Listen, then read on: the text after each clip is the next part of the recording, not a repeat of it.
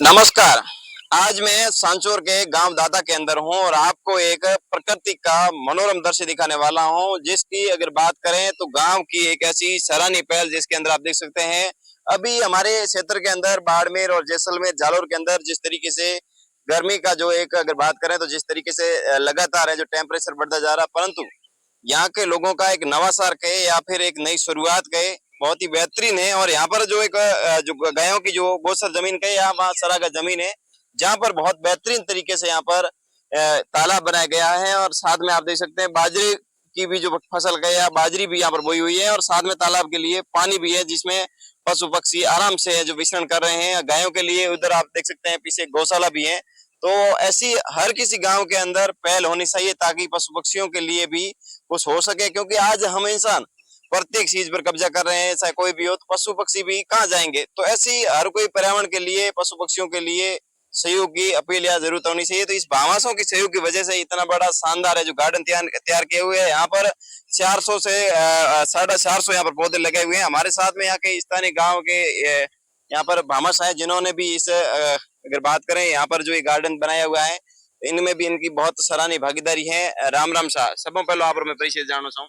मैं केरा राम चौधरी, गांव दाता।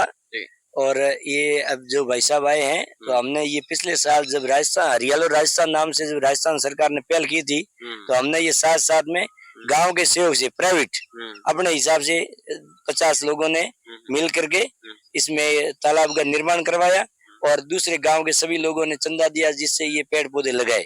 और पूरे गांव के सहयोग से अब ये आप सब देख रहे हो, इस हिसाब का ये काम सब हुआ है।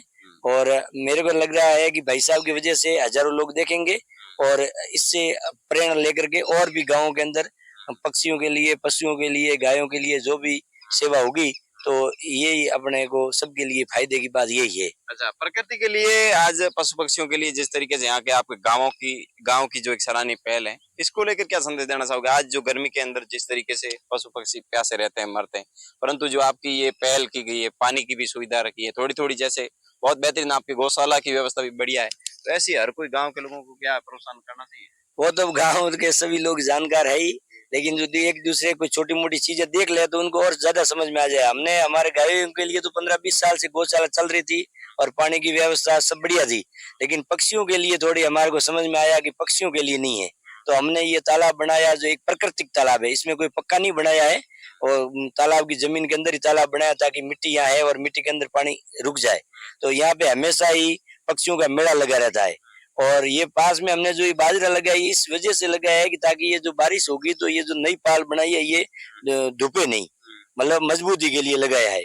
और यहाँ पर हमेशा ही पक्षी रहते हैं और हमने साथ साथ में कोई भी लोगों के अंदर जाने तालाब सरोवर में स्नान करने के लिए भी अपने सीढ़ियां बनाई है। आप देख सकते हैं जिस तरीके से एक आधुनिकता आज के जमाने के अंदर लोग हैं जो किस तरीके से पुराने जो जीवन का तालाब के, वही यहाँ पर एक आधुनिकता तरीके से यहाँ पर ऐसे तालाब का निर्माण किया गया। और आप देख सकते हैं यहाँ पर पशुओं की जो सहसाड़ देखने को मिल रही है। एक गर्मी के तापमान के अंदर आराम से जो पशु हैं जो विचरण कर रहे हैं, तो हर कोई गांव को ऐसी सराहनीय करनी चाहिए, हर किसी गांव को ऐसे पर्यावरण के लिए आगे आना चाहिए ताकि पशु पक्षी भी इस संसार के अंदर, इस युग के अंदर आए हैं। जैसे हमें भी, हम एक मिनट के लिए पानी के लिए नहीं रह सकते, तो पशु पक्षी कैसे रह सकते हैं। तो ऐसे गांव की एक हमारी ये स्टोरी लाना आपके लिए इतना जरूरी है कि और भी कोई ऐसा सीखकर और भी कोई गांव के लोग हैं जो अपना ऐसा कुछ करें। सरोवर के अंदर अलग अलग यूनिक पौधे भी लगे हुए हैं जो के जनरेशन के अनुसार पशु पक्षियों को भोजन कैसे मिले, अलग अलग तरीके से यहाँ पर पौधे लगे हुए हैं। सर जी, यहाँ पर किस क्वालिटी के आपने यहाँ पर पौधे लगे हुए हैं? हमने तालाब चारों तरफ पौधे कदम के लगाए हुए हैं। अच्छा। जो बहुत ही मतलब पवित्र पौधे हैं। कृष्ण भगवान ने इस कदम के पेड़ों पे